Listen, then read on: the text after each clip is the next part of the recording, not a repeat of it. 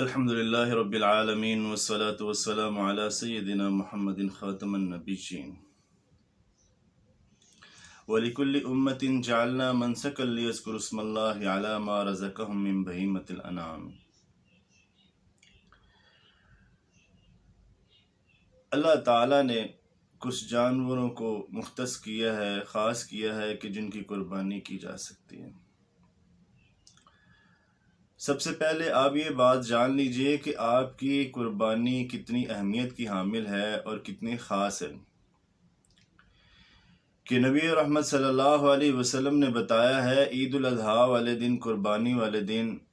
انسان کے کیے جانے والے اعمال میں سے سب سے بہترین اور پسندیدہ عمل اللہ تعالیٰ کے ہاں وہ قربانی کرنا ہے۔ رسول اللہ صلی اللہ علیہ وسلم نے فرمایا ہے کہ انسان جانور کو لٹا کے جب اس کی گردن پہ چھری رکھ کے اسے ذبح کرتا ہے تو اس کا خون زمین پہ بعد میں گرتا ہے اور وہ اللہ تعالیٰ کے ہاں پہلے پہنچ جاتا ہے۔ اور ایک اور جگہ رسول اللہ صلی اللہ علیہ وسلم نے فرمایا ہے کہ جب قیامت کا روز ہوگا تو یہی جانور جو آپ نے اللہ تعالیٰ کی راہ میں قربان کر رکھے ہیں، ان کے بال، ان کے سینگ اور ان کے پاؤں کے کھر آپ کی نیکیوں میں شریک کیے جائیں گے۔ آپ کی قربانی اتنی اہمیت کی حامل ہے، اور اللہ تعالیٰ فرماتے ہیں وَلِكُلِّ أُمَّةٍ جَعَلْنَا مَنسَكًا لِيَذْكُرُوا اسْمَ اللَّهِ عَلَى مَا رَزَقَهُم مِّن بَهِيمَةِ الْأَنْعَامِ۔ اللہ تعالیٰ نے ہر امت کے لیے قربانی کے طریقے مقرر کر رکھے ہیں، اور انہی طریقوں میں سے جو اللہ تعالیٰ نے انہیں جانور دے رکھے ہیں، چوپائے دے رکھے ہیں، انہی میں سے وہ اللہ تعالیٰ کی راہ میں قربان کریں گے۔ اور اب کن جانوروں کو